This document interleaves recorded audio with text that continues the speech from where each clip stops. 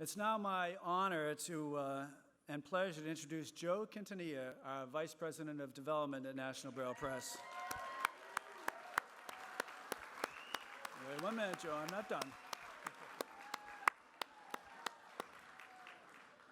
Hold the phone, Joe, I'm not ready. Many of you know Joe Q for the many years of work he's done in the blindness community, or because you have generously supported us at NBP. As a blind person, Joe understands the power of Braille, and he has a personal story that he'd like to share with you tonight. Now I'll say, take it away, Joe. That's right. There you go.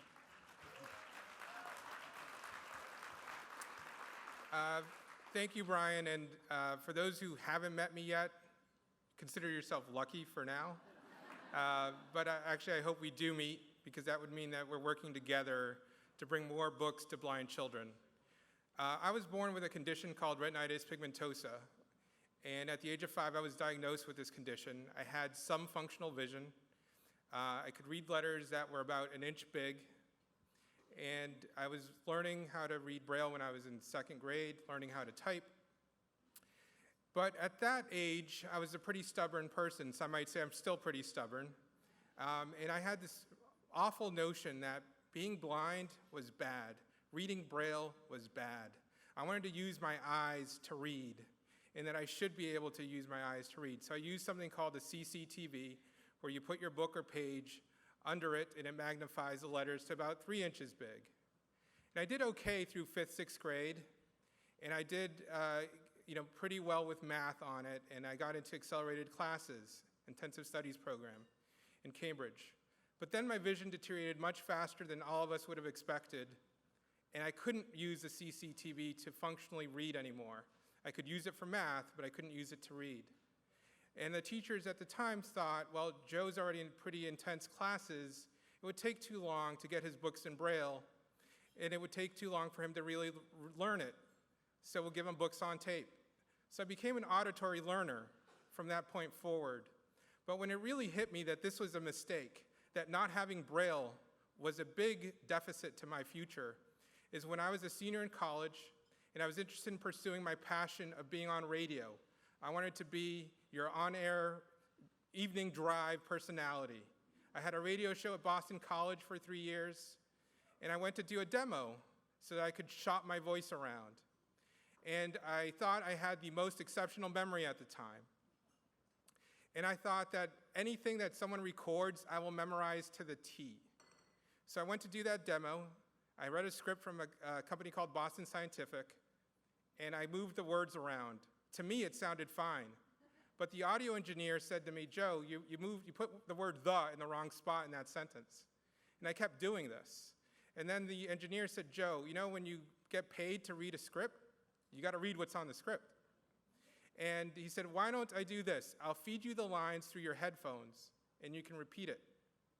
Well, imagine how messy and sloppy that demo became. To have someone tell you what to say, and then do it with the right pitch and tone and intonation.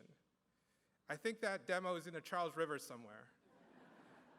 But then that's when I realized I was not equipped to pursue a career in radio and read live news, live ads, or even fake news, I guess, nowadays. So I limited myself by not having Braille. And the reason why we're here is so that kids don't grow up to be like me.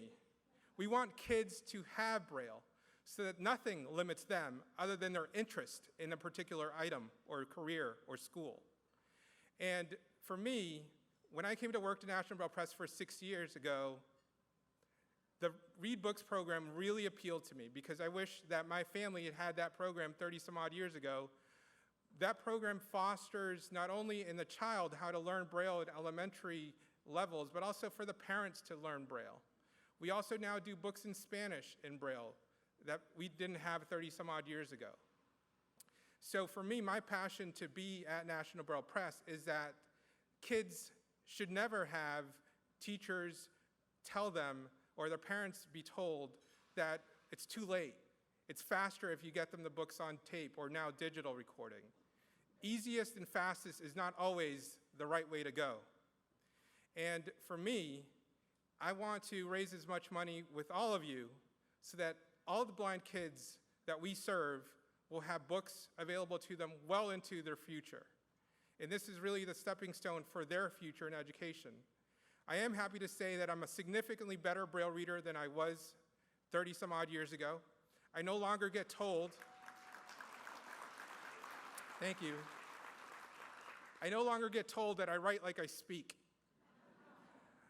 I now have had the opportunity to be one of the first people to read to my nephew, my godson, at the age of 2.5 he was, when I read to him Yummy Yucky, which was one of the books that we did in print Braille. And most recently, I got married to Gina. Over here.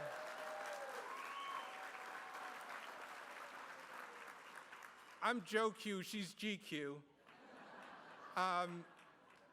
And most recently, we had some of our friends send us congratulatory cards in Braille. And we were able to read and really memorialize or have this momentous celebration of our union and have friends write cards to us in Braille that only the two of us could share. And that is really special. So now it is my pleasure to introduce to you our great friend, a Boston TV legend, Susan Warnick, to help us help you support Braille literacy. Susan?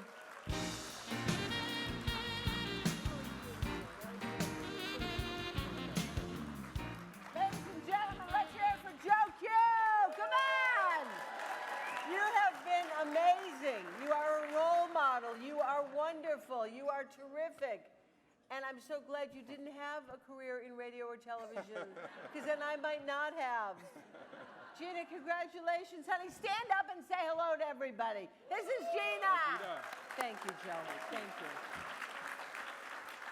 Congratulations.